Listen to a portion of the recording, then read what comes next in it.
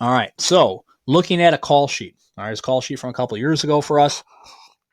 So what I would like to do, these are the different scenarios that we had that week. We had our 0 and 10, our start of a possession and 10, our first and 10, first and 15 plus, second and complete, second and 9 plus, and then second and 1 to 8. Sounds like this team wasn't very different. They're 1 to 8 situations that year. So what I'll do in the first column there, 0 and 10, I will enter in all of the calls that we like against 11 personnel, 10 personnel, and then they ran a little bit of 20 and 21 that year too. Okay, so we will add in all the calls we like, in those against those fronts. All right, and just start with everything there and then drag them all across. So every call will be in every situation to start. Okay, then this is where we go through the playlist and we review it now. All right. So when we jump into, let's say second 1 to 8 there. All right. These are what the numbers are at top. So 75%, they were a 75% RPO team. Okay. So with those RPOs, there might be certain calls that we like in that situation, knowing that's where they're running a lot of their RPO. Okay.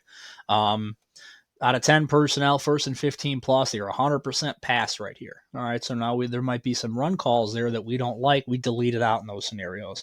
And that's where we can go through and we can watch each one of those situations. So that's where we go time to go through on Huddle and watch the second and completes out of 11 personnel and see what sort of plays they're running. Okay, because you might go through it and they're 62% RPO in second and incomplete out of 11 personnel. All right, so 62% RPO. But as you go through and you watch it, you realize all those RPOs are gap schemes. All right, and then this is where we can adjust our calls, to those scenarios. So start with everything, go through, delete them out, and the more that you can simplify your play sheet, the better. Okay, make it simple for yourself. And then one other thing with that too, obviously, the less they run something, as you get to 21 personnel, you can see they only ran 2 plays in that scenario, 1, 1, 1. We don't need a lot of calls for that, right? Like if we're going into that game and out of the 4 games we broke down on first and second down, they ended up running 5 plays of 21 personnel. There's a good chance we might see 2 plays of that. Okay, so you don't need a lot of calls for that. I would have a plan for it, though. Obviously, it's in their playbook. They might come out and like 21 personnel against you and run a ton of it. Okay, so it's something that you got to have a plan for still, but you don't need a ton of calls if it's something that they do pretty frequently. And you'll see that there's only 2 on there. The next aspect of the playbook or the play call sheet, is going to be our off schedule calls.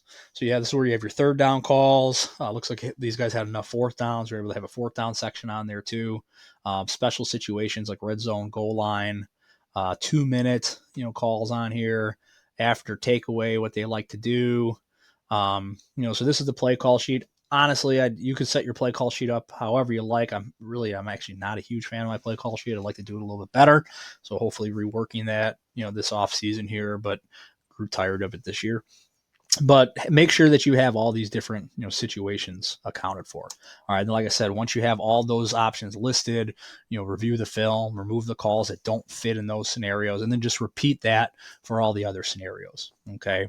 So you can use Google Sheets to automate some of this. I know some coaches that, tendency wise, like they can go on Google Sheet and plug in the top call and it'll automatically plug it in on all different spots. And I'm not fantastic with that stuff.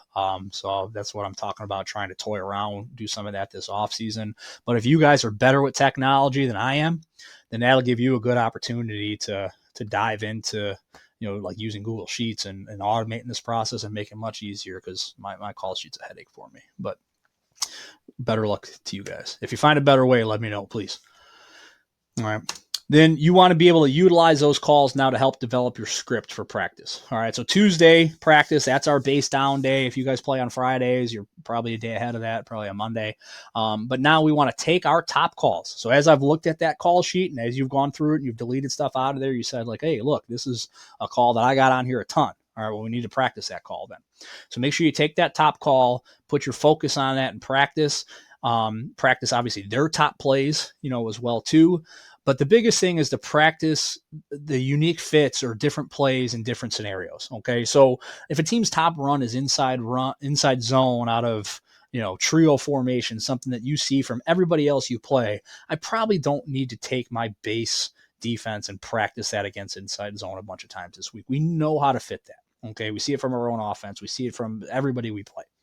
All right. But what does get important is when we have a couple unique calls, or maybe they have a unique alignment in how they run these different zones, outside zone, gap scheme, whatever it is, and make sure we're practicing the things that we don't see very often. Okay. Things that we are going to see this weekend, but that isn't something that we see every single week. Okay. Um, and then the other part of that is to be cognizant of motion adjustments. All right, that's one of the biggest changes. All right, so a motion period of practice against most teams is required. If you get a team that doesn't motion a ton, that's not as big of a deal.